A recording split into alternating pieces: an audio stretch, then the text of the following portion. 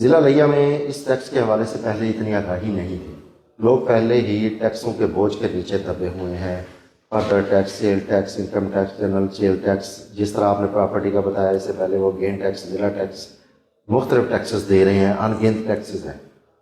तो आप शहरियों को ये बता दीजिएगा कि इसका फ़ायदा क्या होगा, उनको क्या फ़ायदा होगा? सर, इसका फ़ायदा आपको, अगर आप एक कारोबार करते हैं और आप परचेज करते हैं बहुत सारी चीज़ें जिनके ऊपर आप टैक्स पे करते हैं, अगर आप हमारे एक पीआरए के साथ रजिस्टर्ड टैक्स पेयर होंगे और आपने परचेज भी एक रजिस्टर्ड वेंडर से की होगी, तो आपको टैक्स रिटर्न मिल जाएगा। टैक्स रिटर्न का मतलब ये होता है कि इनपुट आउटपुट टैक्स की एडजस्टमेंट हो जाती है। जितना आपने पे किया होता है और जितना आप पे लागू होता है, उन दोनों में से आपने जो पे किया उसको आप माइनस कर देंगे 90% अमाउंट जो आपने पे की थी, और उसके बाद जो आपका बकाया होगा वो आप हमारे साथ पे करेंगे।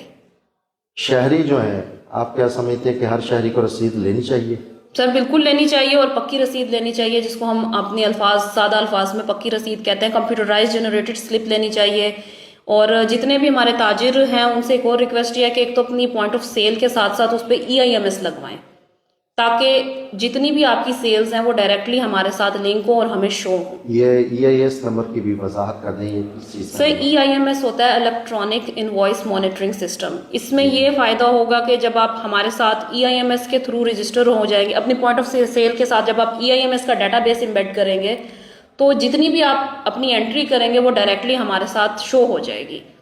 खरीद, सेल और खरीद, बिल्कुल। इस तरह जितने भी हमारे शहरी हैं जिनको ये शिकायत होती है कि हमारा टैक्स जो हमने पे किया था वो इदारे तक नहीं पहुंचा, उसमें डायरेक्टली वो हमारे इदारे को शो हो जाएगा कि आपकी इतने रुपए की रसीद का टैक्स हमारे पास शो हो रहा है।